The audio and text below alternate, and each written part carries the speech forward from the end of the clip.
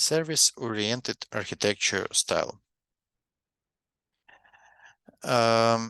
Generally, the idea of this architecture style is coming to us from history perspective.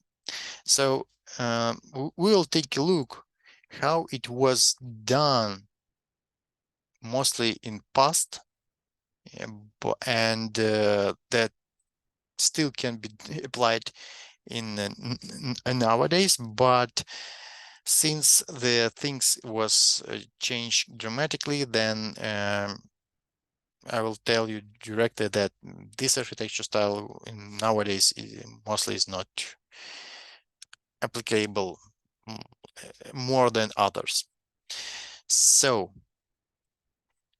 generally, these approaches and topology that you will see here, and here it is a topology of this style of service-oriented architecture style, come to us from 90s.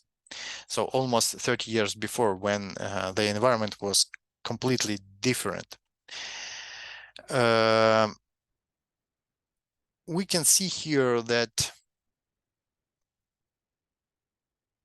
we have here business services, we have here enterprise service bus, we have here enterprise services, application services, and infrastructure services. Let's try to, first of all, to understand what is under the hood of this. So what it is. Business services. Business services is at the top of this architecture and provide the entry point. Services represent domain behavior. So this service definition contains no code, just input, output, and sometimes schema information.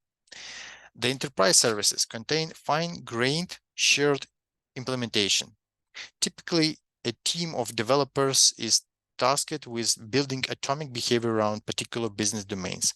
These services are the building blocks that make up the business service.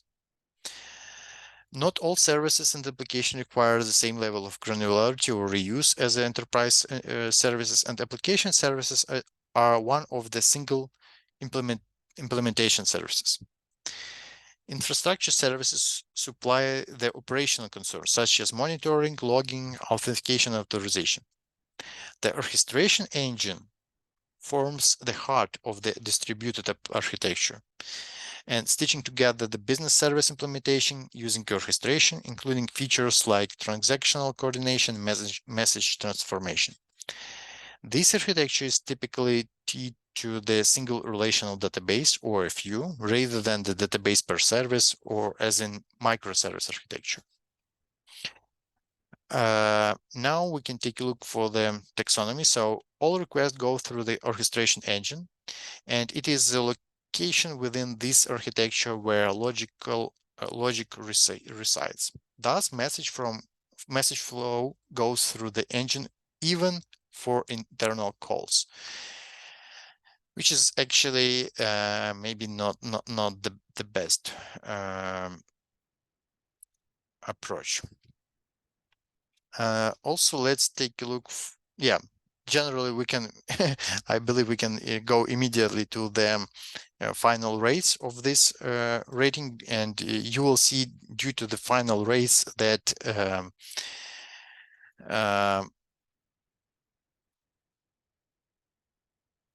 this approach has more disadvantages than advantages comparing with others. So if we'll take a look for service-oriented architecture, is perhaps the most technically partitioned general purpose architecture ever attempt. So in fact, the backlash against the disadvantages of this structure lead to more modern architectures such as microservices. So modern engineering goals such as deployability and testability is not the best for this architecture style. If we'll take a look for testability, the rate is low. Deployability is also, it will be quite complex. Performance was never a highlight of this architecture style. So as we can see, simplicity is bad. It will be hard to implement. Stability, it will be hard to test. Performance is not so good. Cost, it will be cost a lot. Maybe scalability can be one of the benefit, but if we'll compare with event-driven or space-based or later on with microservice, we can notice that almost in each of the points, such approach has more disadvantages than advantages.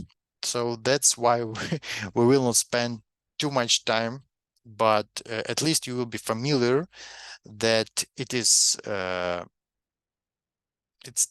it's one of the possible way to design the system. Actually, it's enough for this style, and we will more deeply take a look next for the microservices architecture style.